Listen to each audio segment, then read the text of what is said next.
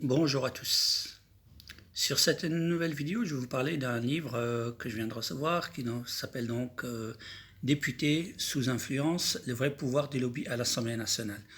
Pour qui roule vraiment votre élu. Voilà, de Madame Hélène Constanti et Monsieur Vincent Nouzil. Je vais lire un petit paragraphe, un petit résumé de ce livre. Voilà. Voilà. Le livre met au jour les méthodes controversées utilisées par certains lobbyistes pour faire passer leur message: trafic de badges d'accès, recrutement d'assistants parlementaires, interventions payantes lors des colloques, rédaction d'amendements prêts à l'emploi, groupes d'études téléguidés, création de clubs télématiques, organisation de voyages, émissions parlementaires à l'étranger. Voilà, donc officiellement, voilà un petit résumé. Que font donc nos 577 députés en dehors des séances de questions d'actualité, théâtre télévisé, de joutes politiques? Sont-ils soumis aux pressions des lobbies? Sous quelle forme? Qui est le plus sensible? Qui y résiste? Au fond, pour qui roule-t-il vraiment? Voilà. Donc un très bon livre. Je vous en dirai quelques paragraphes une fois que j'aurai terminé ce livre. Voilà donc, députés sous influence, les 577 députés, pour qui roulent-ils vraiment? Uniquement peut-être pour les lobbies. On sait que les lobbies pharmaceutiques sont très présents, comme celui de l'armement à l'Assemblée nationale en France. Donc je vous ai parlé aussi auparavant de la traque des lanceurs d'alerte, dont je suis un lanceur d'alerte. Je me considère comme un lanceur d'alerte sur la psychiatrie, dont je vous parle souvent sur YouTube à travers mes vidéos avec Team Psychiatre France. Voilà, nous sommes traqués, nous sommes mis sous pression jusqu'à qu'on nous pousse au suicide, Je tiens à féliciter aussi Madame Marine Martin pour son livre, Le Dépakine, le scandale.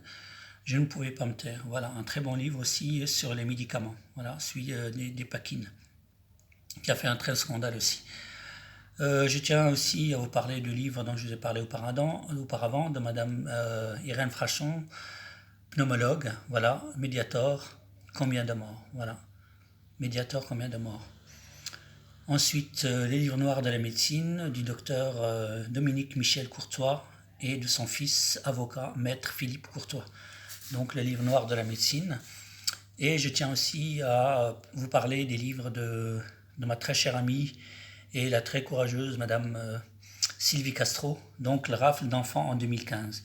Voilà, je reste un instant sur ce livre, ce très bon livre qui nous apprend comment, à travers l'ASE, on vole des enfants à leurs parents pour le business et chaque enfant rapporte 7500 € par mois, 7500 € par mois pour le business.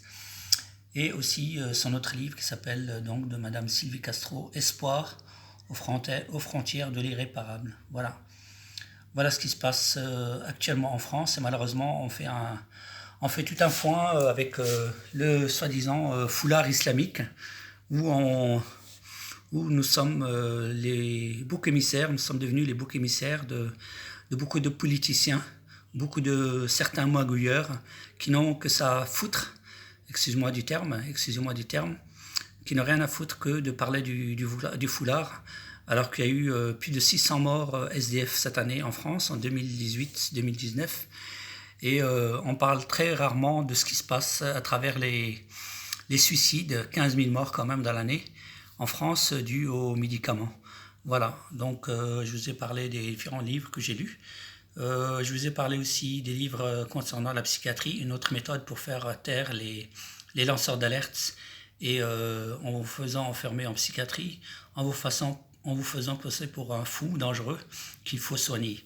Voilà les méthodes, comme dit l'expression en français, pour faire piquer son chien, on dit qu'il a la rage. Voilà, malheureusement, ça existe aussi avec les êtres humains en France.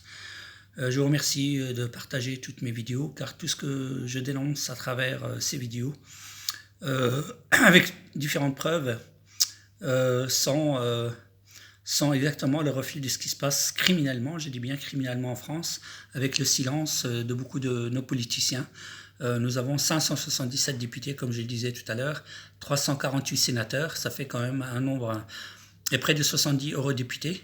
Donc un chiffre quand même incroyable de 1000 parlementaires. Malheureusement, beaucoup ont compris que parlementaire, c'était parler, mentir et se taire. Voilà, je ne me tairai pas, car moi, je ne suis pas payé comme archi-payé comme un parlementaire pour me taire, et je continuerai à dénoncer tout ceci, car celui qui s'était, en connaissant tous ces crimes et toutes ces méthodes criminelles existant en France, seront complices. Article de loi 434-1. Voilà, je répète, article code pénal 434-1. Malheureusement, beaucoup d'avocats, beaucoup de médecins, beaucoup de lobbyistes, beaucoup de magistrats sont, comme par hasard, sont à l'Assemblée nationale comme députés. Je me demande pourquoi faire tant des années d'études pour finir comme politicien. Voilà, voilà, chers amis, je vous remercie de partager. Et si vous voulez d'autres informations, vous pouvez me contacter sur mon mail abdenbiazizi@yahoo.fr. Je répète, abdenbiazizi@yahoo.fr pour toute information complémentaire. Je vous remercie, à très bientôt. Au revoir, bonne journée et très bonne semaine.